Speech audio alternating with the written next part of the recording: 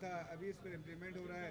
کچھ کہتے ہیں کہ یہ آپ کو ہٹانے کے لیے یہ مطلب یہ معاہدہ کہ کیا اس کے پیچھے کیا حقیقت ہے, آپ کیا بتائیں دیکھیں ابھی تو ایک موجودہ حکومت ہے اور میرے خیال سب سے بڑی بات یہ ہے کہ اپوزیشن نے جس قرارداد کو آج پیش کیا ہے اس میں یقینی طور پہ حکومت کو اپنا ایک واضح سٹانس بتانا چاہیے کہ مجھے تو ابھی تک یہ کلیئرٹی پتہ نہیں چل رہی ہے کہ معاہدے کی بات ہو رہی ہے, ایم او یو کی بات ہو رہی ہے, ایگریمنٹس کی بات ہو رہی ہے. پروسیس اتنا آسان نہیں ہوتا کسی چیز کے حوالے سے. ہمارے حکومت کے دور میں مجھے ابھی بھی یاد ہے کیبنٹ کی میٹنگ بلانا بہت مشکل کام نہیں ہے. اسپیشل کیبنٹ میٹنگ بھی بلائی جا سکتی تھی. ہم نے تقریباً 3-4 دفعہ جب ریکوڈیگ اور چاغی مائنز کے حوالے سے ڈیسیجنز ہوئے کچھ, اور وہ ڈیسیجن جس میں بلوچستان کی مائننگ کمپنی بنائی گئی جس کی شیئر ہولڈنگ بلوچستان گورنمنٹ کی ہے, اس سے آگے کمپنیز کے لیے کنسلٹنٹس کا ہائر کرنا, اس کے لیے ایک پالیسی ترتیب دینا, ان ساری چیزوں کے لیے ہم تقریباً 3-4 کیبنٹ میٹنگ کر کے ہم نے ہر چیز کی, ہر سٹیپ کی اپروول لی. یہاں تک کہ ہم کوئی کمپنی کو ایز اے فائنینشیل ایڈوائزر بھی اگر ریکوڈیگ یا چاغی یا بلوچستان کی مائننگ کے لیے ہائر کرتے تھے تو ہم کیبنٹ کی میٹنگ میں اس کو ایجنڈا رکھتے تھے اور پوری کیبنٹ اس کی اپروول دیتی تھی. اب یہ مجھے تفصیلاً پتہ نہیں ہے کہ یہ معاہدہ کس چیز کا ہے, یہ ایم او یو کیا ہے, کیونکہ ایسی صورتحال ہمارے ٹائم تک تو کوئی بنی نہیں تھی. دوسری بات یہ ہے کہ میں ضرور یہ کہوں گا کہ اپوزیشن نے جو اپنا ایک موقف رکھا ہے آج, اس میں تو مجھے پتہ نہیں چل رہا تھا یہ اپوزیشن کا موقف ہے, حکومت کا موقف ہے, کیونکہ اپوزیشن کے کچھ لوگ اس قرارداد کو لا کے اس کے اندر بلوچستان کی تحفظ کی بات کر رہے تھے, ساتھ ساتھ یہ شکایت بھی کر رہے تھے کہ جی ان چیزوں کو اسمبلی میں آنا چاہیے, کیبنٹ میں آنا چاہیے.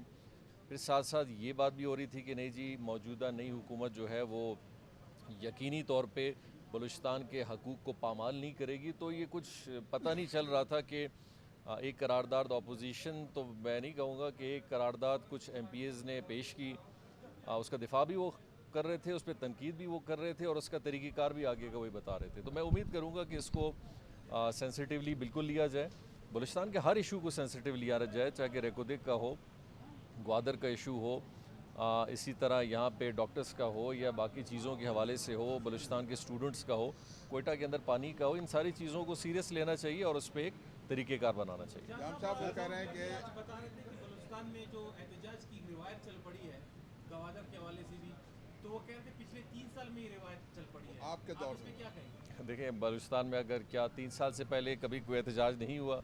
ہم نے دیکھا ہے کہ ماضی کی حکومتوں میں چاہے میرے والد صاحب سی ایم تھے یا رحسانی صاحب تھے یا باقی حکومتیں آئیں, بلوچستان میں احتجاج ہر دفعہ ہوئے ہیں.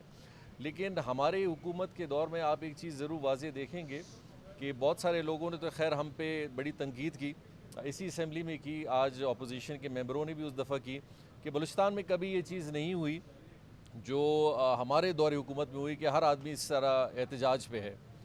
تو ان 1.5 مہینے میں اگر ہم دیکھیں تو اتنے احتجاج تو ہمارے دور میں بھی نہیں تھے, ان کو ایڈریس کیا جا سکتا تھا. آج گوادر والے جتنے بھی باقی ہیں یہ بڑے سالویبل ایشو تھے. دیکھیں ہمارے دور میں جتنے احتجاج ہوئے ہم نے ان کو سالو بھی کیے.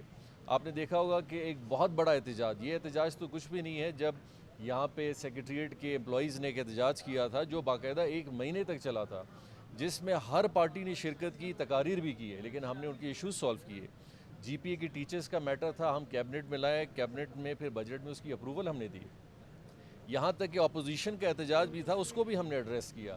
دیکھیں احتجاج ہوتے رہیں گے, یہ ایک ڈیموکریٹک معاشرہ ہے, اس میں احتجاج ہوں گے, لیکن سنسیئرٹی یہ ہے کہ آپ ان سارے میٹرز کو حل کریں, ان کے لیے ایک طریقہ کار بنائیں اور ان کو سالو کریں. اور جب آپ کے لوگ یہی ٹرالر کا مسئلہ ہمارے دور میں بھی آیا تھا, اور ہم نے ہمارے دور میں پھر 3.5 سال میں اتنا بڑا احتجاج کیوں نہ ہوا.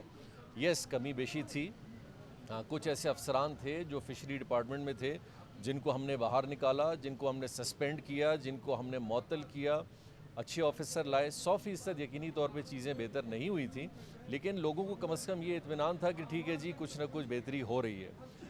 تو دیکھیں یہ روایت آج اس حوالے سے آپ بالکل نہیں کہہ سکتے کہ ہماری وجہ سے. چلیے اگر روایت آئی بھی ہے تو عوام اگر اپنے معاملات کے حوالے سے اگر احتجاج پہ آئے یا کوئی اپنا احتجاجی نوٹ پیش کرے تو اس میں کوئی حرج نہیں ہے.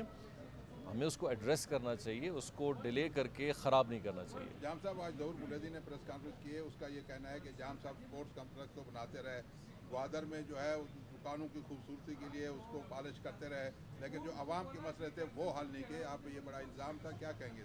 میں آج ریکارڈ پہ کہنا چاہ رہا ہوں کہ گوادر کے پچھلے 3.5 سال کے ترقیاتی کاموں کا اگر آپ مجموعہ نکالیں اور پچھلے 10 سال کا نکالیں، اگر ہماری حکومت کے ترقیاتی کام کم ہوئے تو میں ذمہ دار ہوں.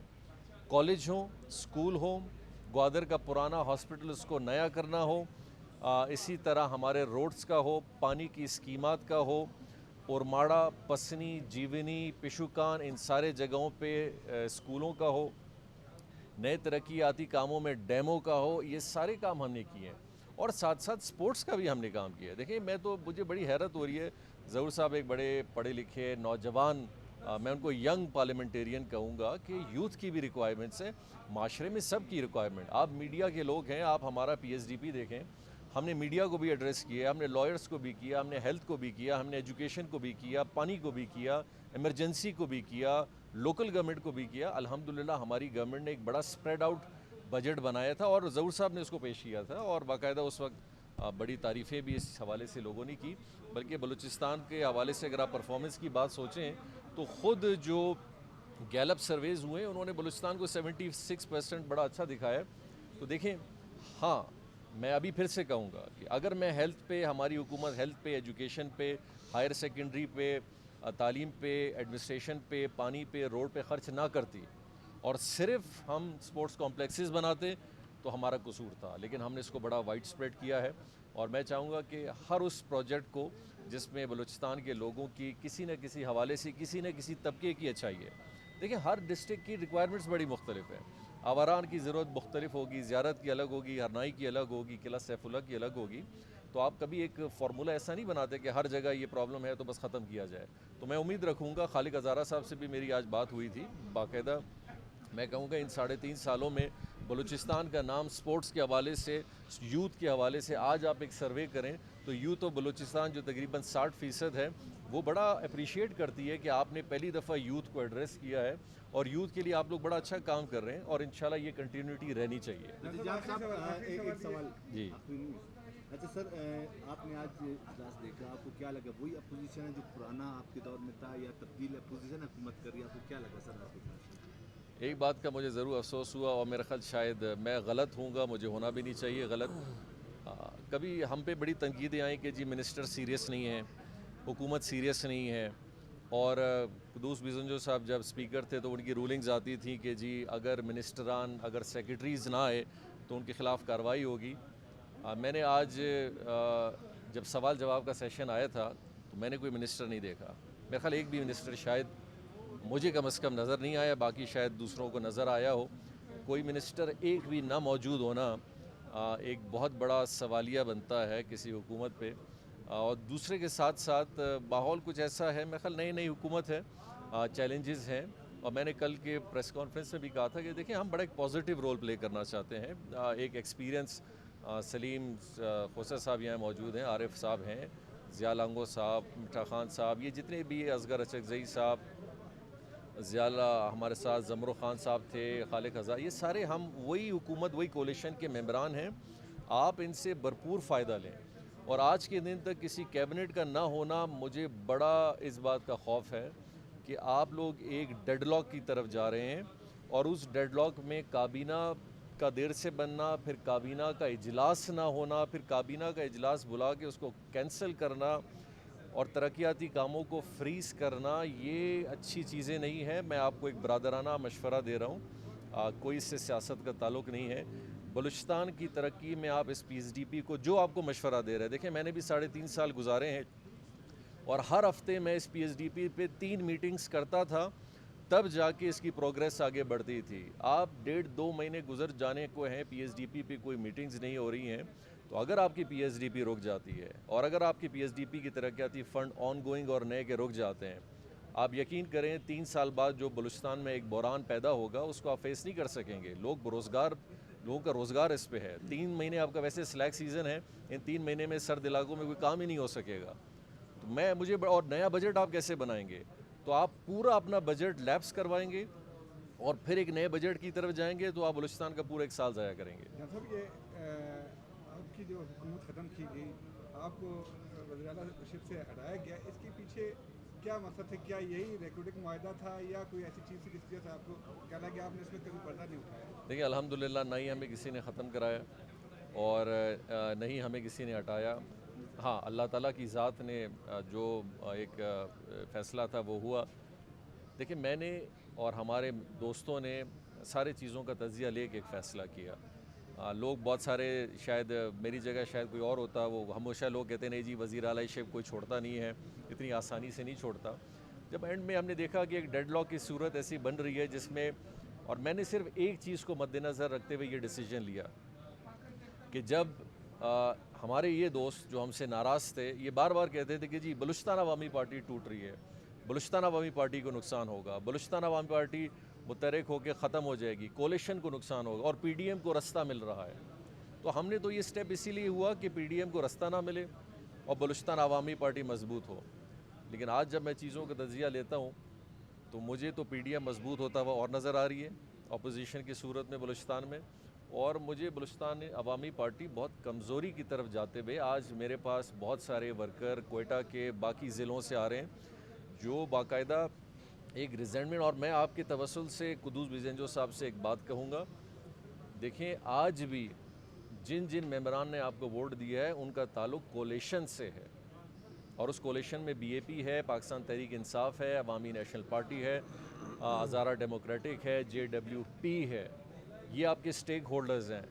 लेकिन बड़ी अफसोस की बात है कि आप कोयटा के अंदर जब कुछ प्रोजेक्ट्स की तरफ जाते हैं तो वहाँ अपने कोलिशन पार्टनर्स को आप अगर नहीं ले जाते साथ और अपोजिशन मेंबरान को उन हलकों में ले जाते हैं, ठीक है अपोजिशन हमारे लिए काबिल एहतराम है, वो MPAs हैं, लेकिन गवर्नमेंट का एक रोल होता है। या तो फिर हम इस बात को डिफ़ाइन कर दें जैसे आज हमारे दोस्तों ने असेंबली में भी कहा, फिर हम एक अपोजिशन का ये जो लफ्ज़ है ये आज से निकाल दें कि बलूचिस्तान हुकूमत असेंबली में कोई अपोजिशन नहीं है, सब हुकूमत का हिस्सा है।